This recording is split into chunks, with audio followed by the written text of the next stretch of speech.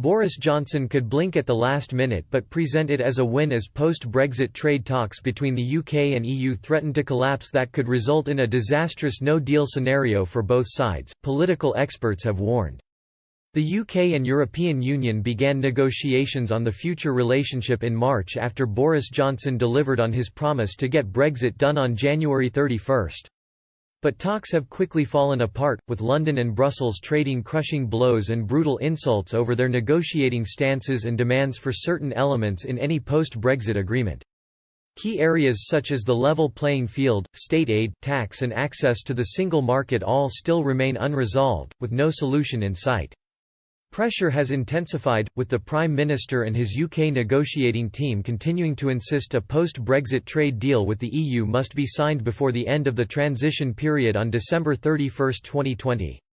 Earlier this week, the EU's chief Brexit negotiator Michel Barnier wrote to opposition political parties in the UK to say Brussels is open to extending the transition period by a further 2 years. But this was immediately slapped down by Mr Johnson and the UK's own chief Brexit negotiator David Frost.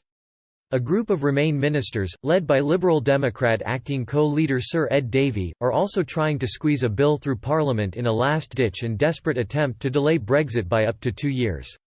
The second reading of this bill is due to take place on June 12, less than 3 weeks before the deadline by which the UK can request an extension to the transition period. Trade talks could reach a critical point on Monday when the next round of virtual negotiations begin, with Mr Frost continuing to warn the EU needs to dramatically change its stance in negotiations and relent on a number of areas if further progress is to be made. Tim Bale, Deputy Director of the UK in a Changing Europe think tank and Professor of Politics at Queen Mary University of London told Express.co.uk, talks could collapse but it's in both sides' interest to keep the negotiations going in the hope that they can come up with something at the 11th hour. The UK could walk away but that would be unwise, both diplomatically and economically.